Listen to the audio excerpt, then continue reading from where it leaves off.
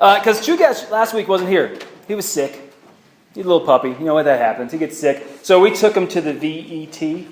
Yeah, first visit to the VET. It was a normal visit we were going to do because he came from the shelter, so you have to go and check a lot of things out after being in the shelter.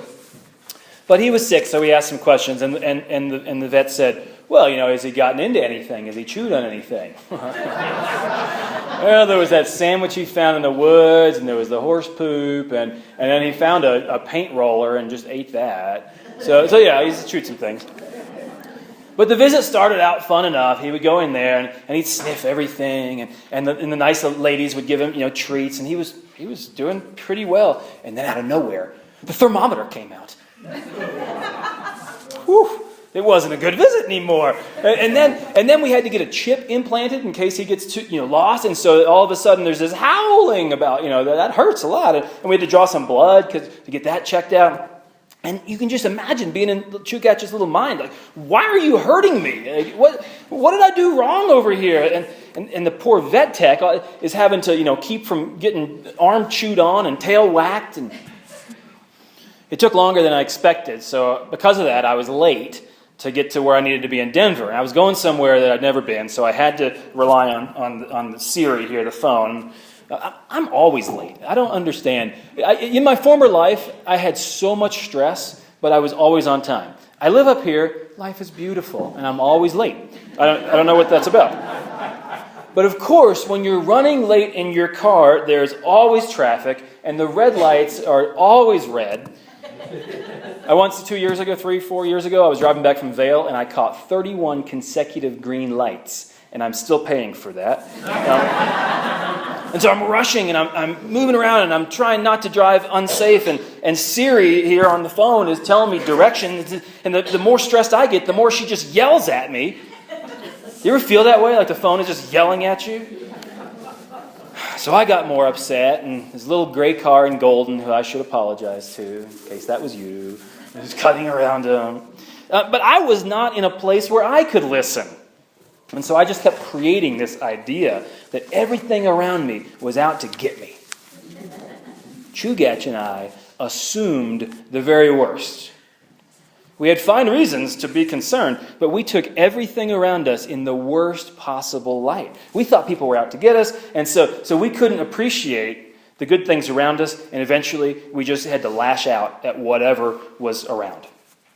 What would it have been like if the vet could speak in the language that he understood? What would it have been like if Chugach could have heard the soft and tender, I want to help you. I'm on your side. This is going to make you feel better. How would it have changed my drive if I had been calm enough just to listen to the directions and follow them? This is the best way. It's not clear to you right now, but this is the best way. I'm on your side. What would the whole world be like if we could enter our most contentious moments with generosity? What would happen if we could take the stress that even in those worst moments, even when we're entering into stressful moments, and make a generous interpretation, just in case the world might actually be looking out for us? It's been on my mind. That thing has been on my mind all summer, and it's like sometimes I'm walking around with a bomb inside so that everything I look at is a match, and it comes out. Sometimes the culture around us, you can blame the politicians and the political talking heads. You can blame religious arguments. You can look at Nederland Facebook groups. Sometimes it's like people just expect the worst. And when you're looking for the worst, what are you going to find? The question today, we've been asking all these hard questions. Some of them have been controversial the last few weeks. And so some of that has led to anger and frustration and pain. Today's question might be, for some of us, it might be the most frustrating. It might be the most painful. A lot of us carry around an open wound when it comes to questions about death, questions about what happens after death. Maybe a loved one has died recently. Maybe we wonder what's going to happen to us sooner than later. Maybe we have a certain idea about what happens after death, and it terrifies us. Maybe it's reassuring, but we just can't accept it because someone earlier told us something, and it just runs in that tape in our head. So no matter what anyone says about it, someone here is going to be fussy today, just because of the topic. And someone because we're going to talk about death and heaven. Why do we have to wait for heaven? Some of us are going to draw back and be defensive. Lean in your skeptical ear before your generous ear. So I just want to name that before we get started. This isn't a Christian principle. You can't find it in the Bible. But can we just approach today's topic with a generosity? I might say something stupid. I've been known to. You might talk to someone in there about this and wonder, like, what a heretic. What kind of church lets them in here? But could we start with the idea that everyone here is united, at least in some kind of grace and trust? Because people on your pew, look around. They have different ideas about this stuff than you do, about the details, about what matters most. But before we get to the details, let's just trust each other. So can we pause and breathe?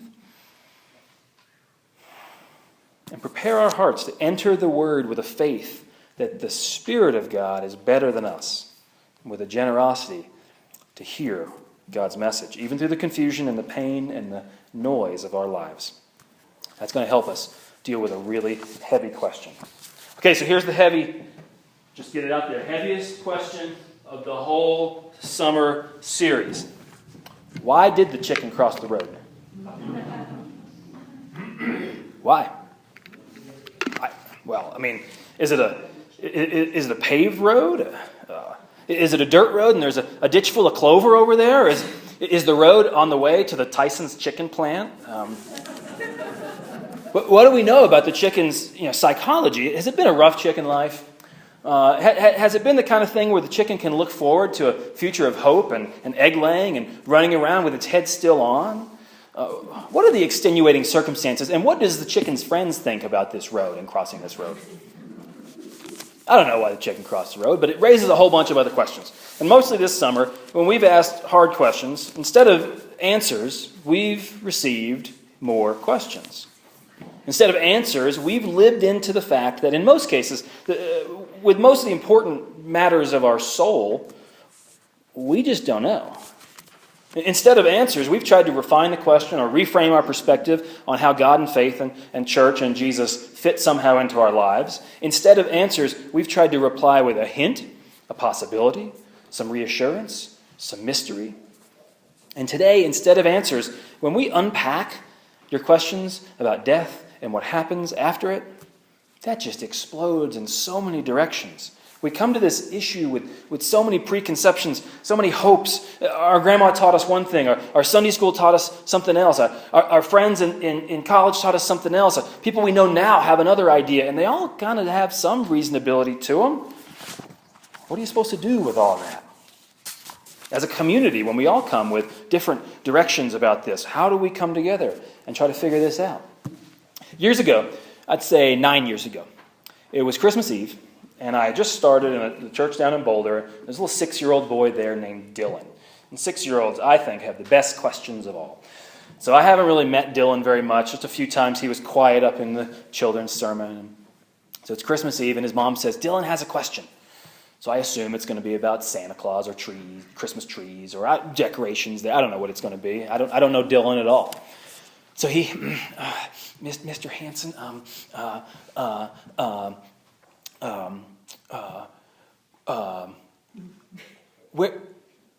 where is heaven? How do you get there? What does God look like? How big is God? Can God come down to here? Can we fly to heaven? Is it going to have food there? What's the food going to be like? Are there video games in heaven? What are we going to do? When do I get to go to heaven? Why do other people get to go to heaven? In one breath. And so I answered each one individually, one by one, gave him a clear and sufficient description of heaven, consistent with biblical witness and normal. No, I started with the airplane. Well, you can't really fly there, no. And I worked my way back to, I don't know, Dylan. Let's work on this stuff together. And maybe someone better with kids, maybe someone better just with heaven might have been able to figure out some tactic to get right at the root of what he cared about. But my sense was, at least my sense today is, that when we really care about something, it doesn't matter whether we're 6 or 96 or anywhere, when we care about something, we care about all of it. All the angles that reflect on each other, all the suggestions mixed together, all the frameworks leaning into details, the insight leaning on inspiration. We care about what is, we care about what matters, we care about the questions we can articulate, and just as much we care about questions that just sit under the surface that we can't put words to. When we care about something, a person, an issue, a faith kind of thing, we want to know it all. And when it comes to something as fundamental and universal and unknown as death and heaven and hell and salvation, just tell me everything. When will it happen? How does it work? What will it be like? Who gets there and why? Do you have to believe? Because some scriptures sure sound like that. And some of my neighbors think that that's like the key to things. But if so, like, believe what exactly? And what do you mean by believe? Or today's scripture, the first sentence that Dennis read, like that seemed to say something about salvation, that God brings it or does it now to all people. And if so, then what does salvation even mean? And if so, like, well, what does happen after death? And while we're at it, why do other Christians have these ideas like resurrection? How does that fit in? Or other people in our community, other people in these pews have ideas about reincarnation. How does that fit in? Or do all those ideas, we just jam them all together and say, they're just kind of silly concepts. Or maybe just jam them all together. They're just different metaphors to try to get to some answer about God's eternal reach past life and death, here and now, then and forever. Or are they a realistic, maybe one of them, maybe two of them, a realistic and literal interpretation of how the world is? And if so, oh boy, what am I supposed to do with that? You know what my answer is? I don't know. And of course, I have ideas, because I read my Bible and I read other books on this stuff. And I've actually written a book on heaven and hell for teenagers to help them try to work through this set of questions.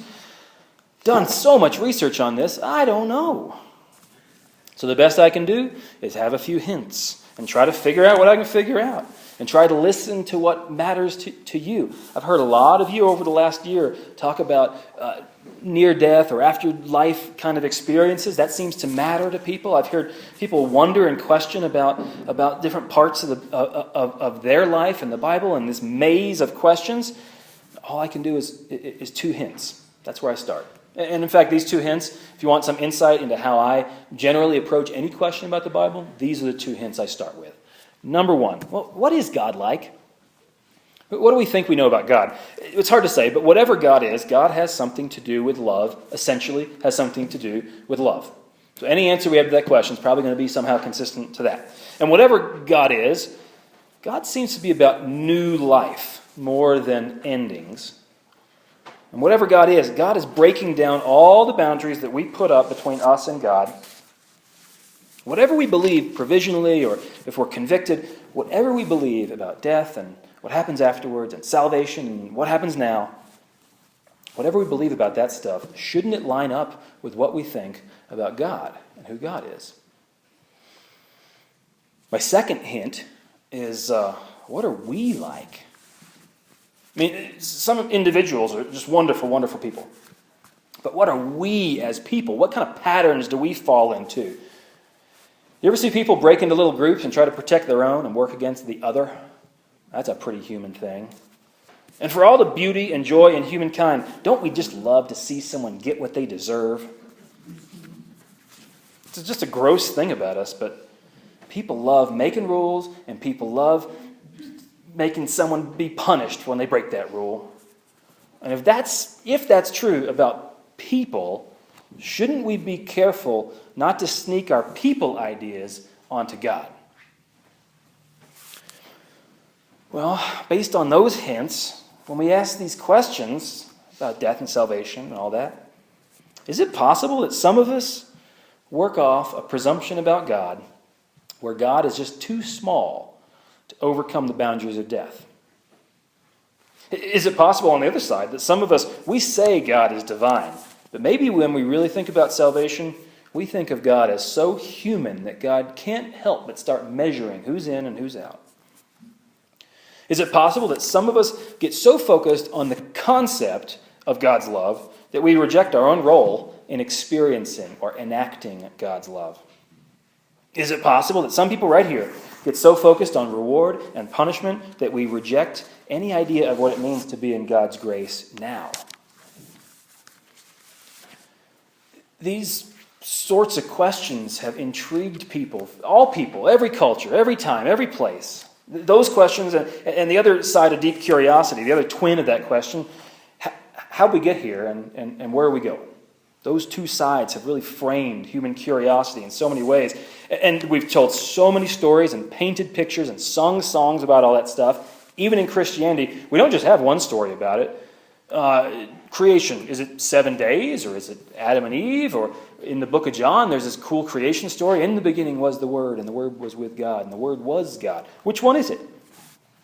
And we have plenty of stories about the end, even in our creeds that we say sometimes, maybe not as much in this church, but in other churches, they say the Apostles' Creed every week. And is it life everlasting? Is it resurrection of the dead? Is heaven for believers, or is hell for bad people? Or what is it all about?